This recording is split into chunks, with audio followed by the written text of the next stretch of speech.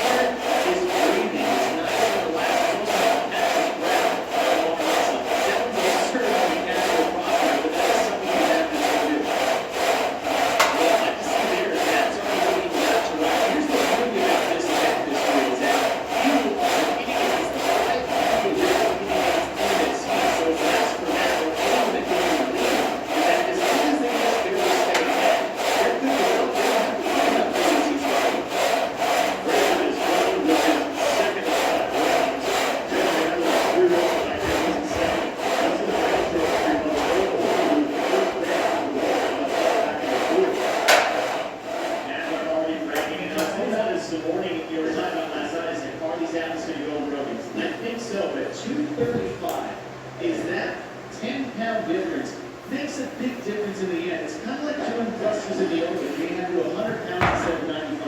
I don't know why 5 pounds feels like 50 when I get about 15 reps in, but it does make a difference if you're not used to that classic 225 weight.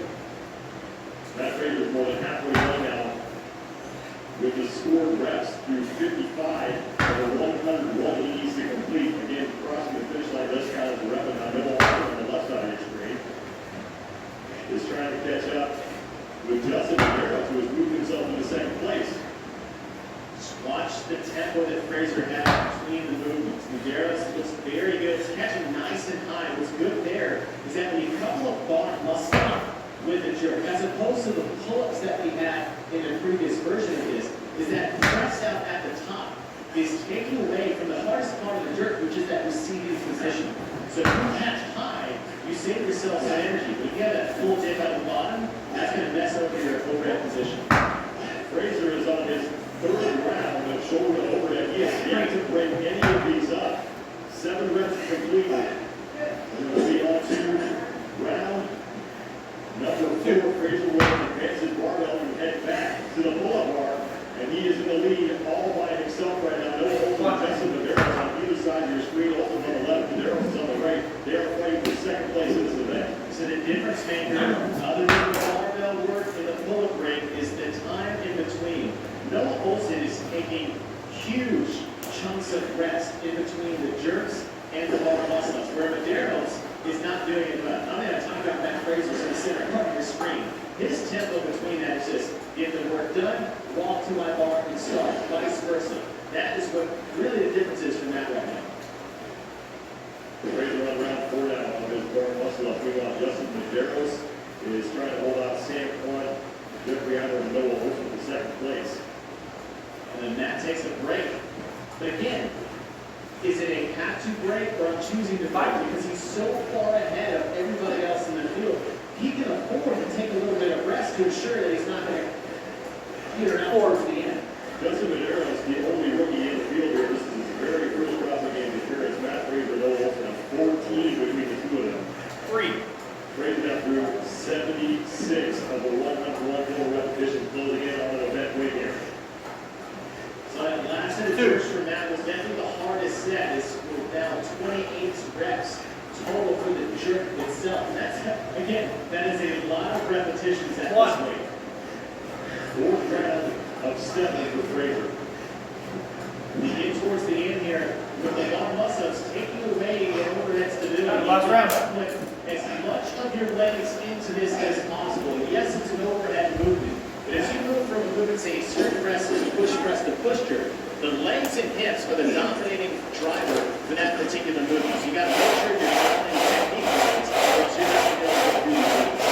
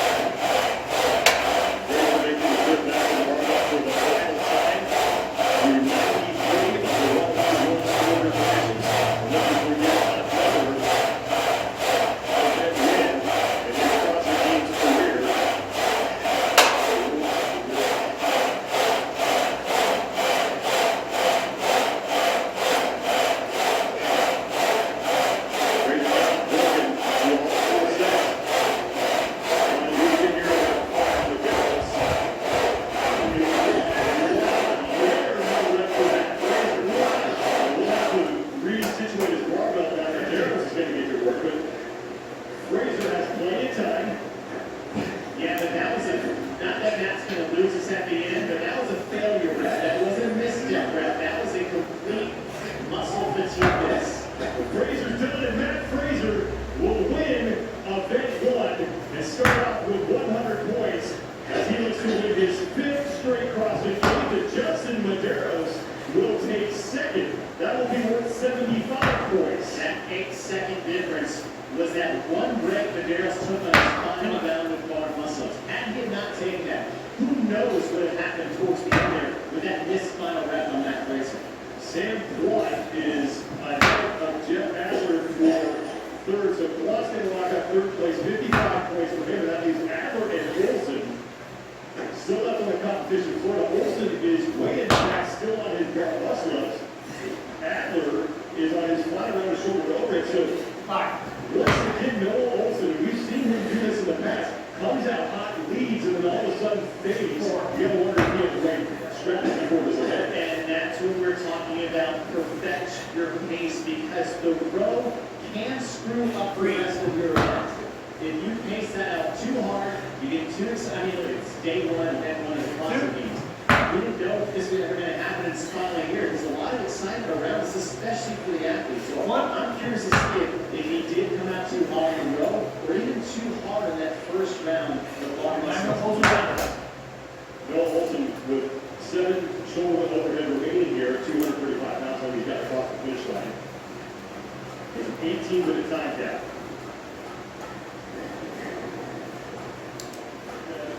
Now this is going to rule the scoring rule comes into play. Olsen right now has 15 points for finishing 5th. When it's determined that he's not giving his full effort, he can wind up with 0. And that is one of the rules that HQ and the games have put out, is that you can't just take your L and pack it in. You have to show that you are attempting to fight and finish each and every event. Bill Olsen is clearly not short of effort for this moment, so he's not having to worry about a 0. But at the same time, it's like those add up. So and it's hard. And the thing here for Noah is like, look, if it lasts no matter what, make sure you don't do something that could potentially mess up the rest of your game. It's just the first event. 2. Many to come. And we're just not up to date. It's a fucking day. It's going to be a long day of competition. 4 rounds to go for Noah Olsen. 1. And you mentioned earlier that Noah's the guy who feeds off the crowd. And this is a point in the event where the crowd would be going nuts for Olsen to get across the finish line. 15 minutes flat. Hit all by